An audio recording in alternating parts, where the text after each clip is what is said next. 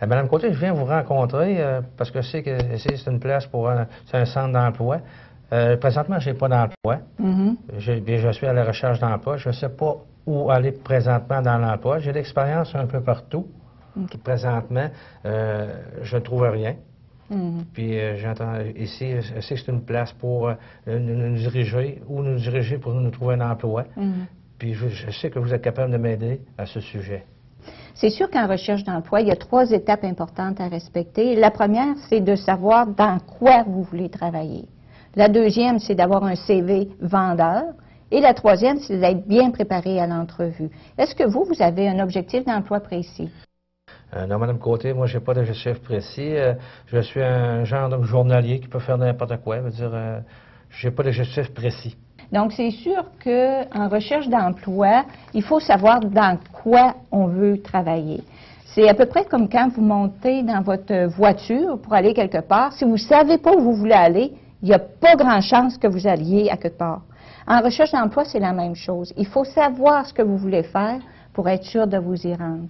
Et nous, dans le fond, ce qu'on vous propose pour être capable de déterminer un objectif d'emploi précis, c'est vraiment d'examiner quelles sont vos expériences de travail passées, qu'est-ce que vous avez développé comme compétences, quelles sont les tâches que vous avez exercées, quelle est votre scolarité, quelles sont les formations que vous avez suivies en entreprise, quels sont vos intérêts. À partir du moment où vous avez examiné, vous avez analysé tout ça, bien, ça nous donne un profil de vos compétences. Avec ça, avec un peu l'élaboration des attentes que vous avez par rapport au marché du travail, nous, ce qu'on fait, c'est qu'on va regarder sur le marché du travail, justement, c'est quoi les types d'emplois qui correspondent à ce que vous savez faire. Pour reprendre l'exemple de l'auto, c'est comme à partir du moment où vous savez où vous allez, bien, vous êtes capable d'établir l'itinéraire pour vous y rendre.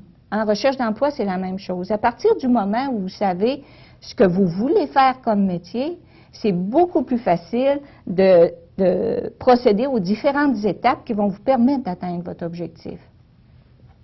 L'objectif d'emploi, c'est la démarche prioritaire à une bonne recherche d'emploi.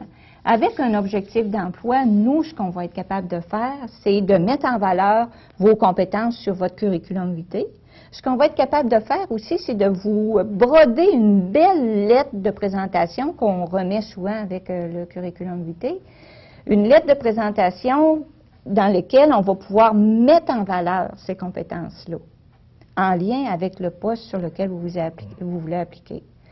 Le fait aussi d'avoir un objectif d'emploi, ça permet de cibler les entreprises qui vont répondre,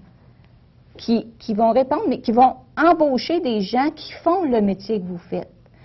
Et ça va vous permettre aussi de vraiment mieux performer en entrevue. Fait que vous comprenez pourquoi c'est important d'avoir un objectif d'emploi précis. Oui, c'est intéressant. Je vois ça que c'est très important, Mme Côté. En tout cas, c'est pour ça que c'est important de venir vous voir là, sur un emploi de même. Bien, en tout cas, moi, ce que je vous suggère, c'est qu'on prenne rendez-vous, puis qu'on puisse travailler sur votre objectif d'emploi. Puis un peu plus tard, on se donnera un prochain rendez-vous pour travailler sur votre curriculum vitae. Qu'est-ce que vous en pensez? Je suis d'accord avec vous, Mme Côté.